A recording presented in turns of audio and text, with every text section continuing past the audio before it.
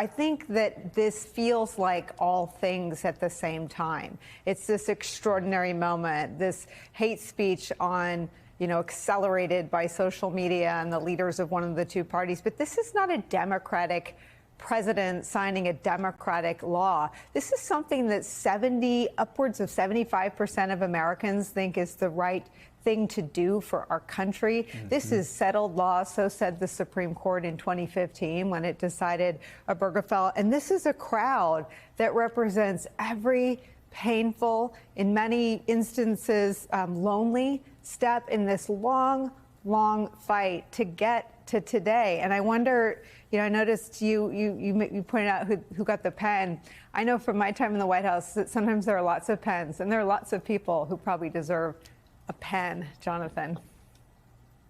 Yeah, absolutely. And I also did spy on the desk. There was a rack of pens there. So whether he picked it up to do each letter of his name or not, whoever gets those pens, it's historic to get a presidential pen. But the look on Vice President Harris's face when he capped the pen, turned around and looked and handed it to her. Not to carry all these, metaphors and analogies to an extreme, but like a baton being passed in a way. Like these two people are part of this history. And it's spectacular and it's amazing that these two people who struck out, who took risks. Kamala Harris was San Francisco DA and stepped out there and did what she thought was right at a time when the country then didn't think that was the right thing to do at all. And then a former vice president in Joe Biden who took a leap ahead of his president to say what he thought was right. And as the president said in his remarks, in noting that, saying, I got into a little bit of trouble. But sometimes, the late Congressman John Lewis, I think he would call that kind of trouble good trouble. Good trouble. I have that moment. Let me play that for you, Tim. This is from 2012, then Vice President Biden. Look, I just think that the good news is that as more and more Americans come to understand what this is all about is a simple proposition. Who do you love? Who do you love? And will you be loyal to the person you love? And that's what people are finding out is what all marriages at their root are about. Whether they're marriages of lesbians or gay men or heterosexuals. I remember what happens next. He says that at the Obama White House. And that was not.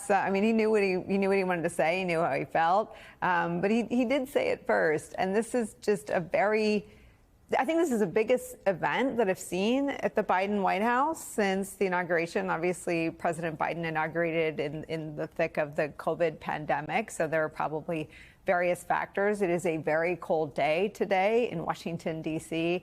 This is a massive crowd. This is every note of history, everyone who helped move the country and the Congress to this moment seemed to be invited to be part of this moment today, Tim. Yeah, I guess I have two thoughts on that. One, just on President Biden, just obviously a massive political and substantive policy win for him, and deserves to have this big event today. It deserves its 10 years since that Meet the Press comment that he made, that he was the one that went out there and did it, maybe out of turn a little bit, but sometimes you need to be out of turn. And I think that he was right to do it then. What happened the next day or later that day, I guess, that the Obama White House kind of half walked that back. And I just think about that level of progress in 10 years, to go from that to this celebration. I was reading this morning to get even starker about that when the original law that this repeals was passed, DOMA, in 1996, Bill Clinton signed that bill in the dark of night on an airplane, or he got back late from a West Coast trip and signed it at midnight. No big event to sign the Defense of Marriage Act, the original bill. That bill, 0 Republicans voted against that, objected to that bill.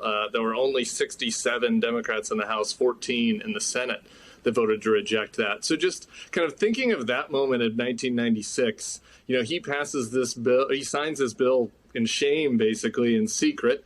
And then that shame is being thrust on all of us, gay Americans at the time. I just think about who's at this event now and the difference between that. Pete Buttigieg would have been in the closet in 1996. All of those people who the plaintiffs in the gay marriage cases, whose families are now codified, represented, that they are safe, that showed up at the White House today, that fought for this. None of their relationships, were acknowledged by the government back then. So that's only 26 years. So, to think about a quarter century to go from that, kind of furtive, shame-filled moment of DOMA to now having this massive celebration, openly gay married Secretary of Transportation, a bipartisan bill passed, people fighting over the pen for the signature. It's just so phenomenal. It was just a really moving moment for me, taking it all in. Jonathan, Tim opened the door. I'm going to plow through it. What sort of personal reflections and feelings can you share right now? Well, one, I was one of the people I think a few thousand people invited to the bill signing, and couldn't get there. But you have to understand, the Respect for Marriage Act is doubly important to me because it not only protects same-sex marriages, it protects interracial marriages, and I am somebody who's in both, and so for me. I'm focused primarily on what this means for me and my husband, that if we decide to leave Washington and move back to his home state of North Dakota, where there's a constitutional amendment still on the books there that bans same-sex marriage. It's banned by law that if Obergefell were to go away, that the state and the federal government, because of this law, would have to continue to recognize our relationship.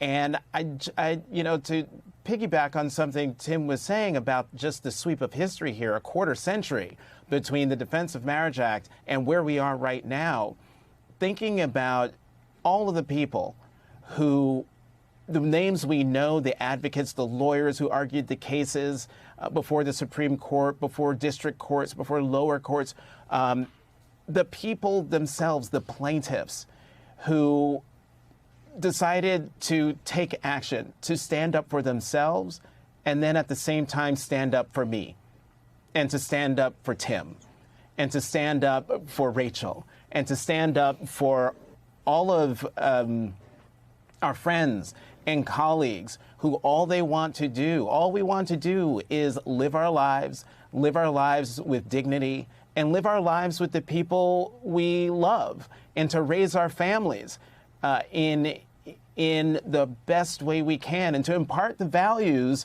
that we were taught and we learn, not just as people, but also as Americans. That in this country, this is not perfect. This country is not perfect. But what makes us a beacon for the rest of the world is that we are very good at self-correction. And so it takes a while for that self-correction to fulfill itself. But when you've got moments like today, moments like that on the South Lawn of the White House, the most powerful house in the world, occupied by the most powerful person in the world, who sits at a desk and signs a bill into law that says, I see you, we see you, and we're going to protect you because we see the potential for danger to you and your families. That's how I'm feeling about this.